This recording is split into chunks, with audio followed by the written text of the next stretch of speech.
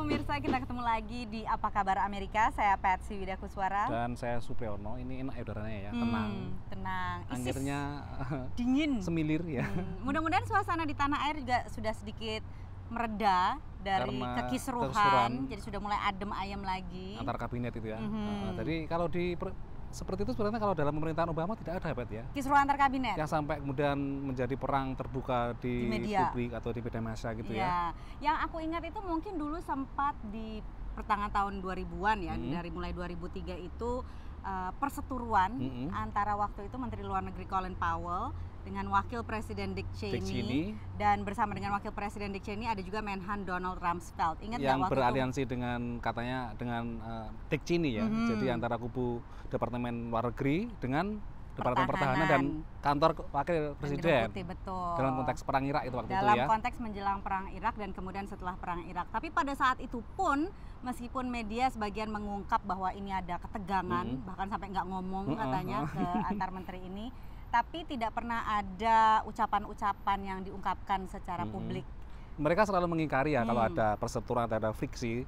Tapi di balik layar itu terjadi perseteruan yang sengit dan itu kemudian baru terbuka secara umum ketika ada buku yang menulis tentang itu ya, bukunya Bob Colin Woodward. Powell ya, dan Bob Woodward juga dan Colin Powell di biografinya.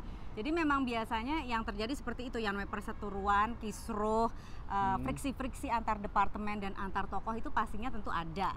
Bedanya diumbar atau tidak. Biasanya kalau di sini baru ketahuannya setelah itu tadi, nanti kalau misalnya pejabatnya sudah turun kemudian menulis buku. Namun biasanya friksi yang lebih sering disorot oleh media dan oleh publik di Amerika Serikat itu adalah biasanya friksi antara eksekutif dan legislatif. Wah, itu sudah laten sebetulnya ya. Setiap pemerintahan atau administratif selalu terjadi itu.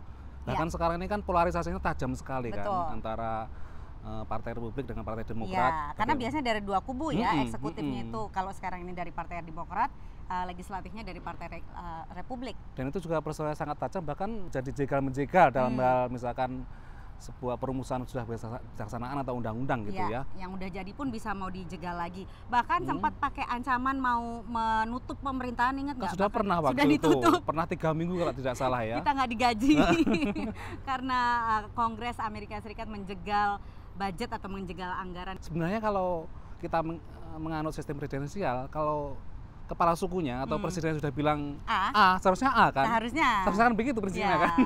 Tapi yang namanya konflik dalam politik dimanapun tentunya akan selalu eksis. Tinggal mungkin bagaimana cara mengelolanya dan bagaimana cara menampilkannya untuk menjadi wacana di publik. Betul. Tergantung juga karakter presidennya kan.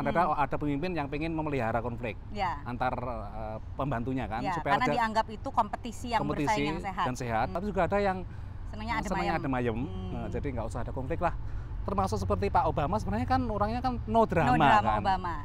Jadi jarang terjadi ya. Ya, itu paling tidak gitu kelihatan lah di depan publik, baru ketahuan kalau misalnya ada buku atau penyelidikan investigatif yang lebih dalam.